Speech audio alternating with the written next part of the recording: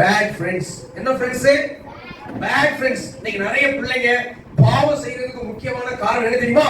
கெட்ட நண்பர்கள். கெட்ட நண்பர்கள். நம்ம கெட்ட ஃப்ரெண்ட்ஸ் கூட சேரவே கூடாது. நல்ல ஃப்ரெண்ட்ஸ் கூட, நல்ல படிக்கிற தம்பி, நல்ல பிரேயர் பண்ற தம்பி, நல்ல பைபிள் வாசிக்கிற தம்பி கூட சேர்ந்துக்கோ, நீ நல்லா படிப்ப. நீங்க நிறைய பசங்க கெட்ட பசங்க கூட சேர்ந்து கெட்ட பழக்கத்தை எல்லாம் கத்துக்குவோம். நீங்க நிறைய பசங்க என்ன செய்வாங்க தெரியுமா? சின்ன பசங்க பெரிய அண்ணன் கூட ஃப்ரெண்டா இருப்பாங்க. இந்த பையன் என்னெல்லாம் கெட்ட பழக்கம் பண்றானோ அத்தனையும் உனக்கு சொல்லி கொடுத்துரும். சரியா? அப்போ பிள்ளைங்க நல்லா கவனிக்கணும். உன் கிளாஸ்ல உட்கார்ந்து சினிமா கதையை சொல்றாங்க, வேற ஏதோ ஒரு கதையை உன்கிட்ட சொல்லி உன்னை ஏமாத்துறாங்க அப்படின்னா உனக்கு அந்த ஃப்ரெண்ட் என்ன செய்யல, தேவையே கிடையாது. சரியா?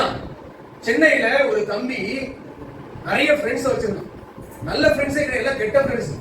எல்லாம் வருவாங்க, பைக்ல வருவாங்க. டேய் மாப்ள வாடா, டேய் உட்கார்டா, டேய் போறா, டேய் வாடா, டேய் அம்மா ஏசுவாடா, டேய் அம்மாக்கு சொல்ல வேண்டாம், வாடா உட்காரா அப்படி சொல்லி அவனை பைக்ல உட்கார வச்சு வேகமா ஓட்டுவாங்க வண்டி.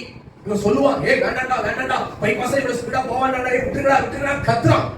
ஆனா அந்த பசங்க என்ன பண்ணிட்டாங்க, வேகமா போய் ஒரு லாரியில மோதி அந்த பையன் கீழே, பின்னாடி உட்கார்ந்த பையன் கீழே விழுந்து அந்த டயர், பெரிய லாரி, அந்த டயர் வந்து என்ன பண்ணிச்சு, கால்ல ஏறி இறங்கி இந்த வலது கால் துண்டா போயிடுச்சு.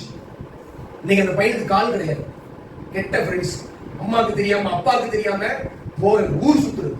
இந்த மாதிரி பசங்க லைஃப் பத்தியா? இப்ப அவன் கால் போயிட்டு, கால் யாராவது திருப்பி தருவாங்க? திருப்பி தர முடியுமா? அந்த ஃப்ரெண்ட்ஸால தர முடியுமா?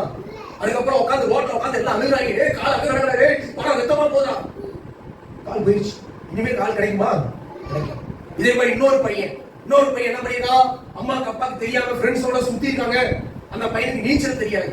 ஒரு குளத்துல கொண்டு போய் அவனை தொங்குன்னு உள்ள தூக்கி போட்டாங்க. தூக்கி போட்டு நாங்க 100 என்ற வரைக்கும் நீ உள்ள இருக்கணும் ஒரு போட்டி வச்சாங்க. அந்த பையனை நீச்சல் தெரியாதா, விட்டுருடா கத்திருக்கான். ஆனா அந்த பையனை என்ன பண்ணிட்டாங்க, உள்ள ஆழமான தூக்கி போட்டாங்க. தூக்கி போட்டு அவங்க எண்ணிட்டே இருந்திருக்காங்க. அவன் நீச்சலே தெரியாது. கடைசியில உள்ள போய் செத்தே போனாங்க. நீங்க அந்த பையனுக்கு அம்மா அப்பா அப்படி நிலைமை என்னன்னு பாருங்க. இன்னைக்கு நிறைய பசங்க கெட்ட பசங்க கூட சேரும்.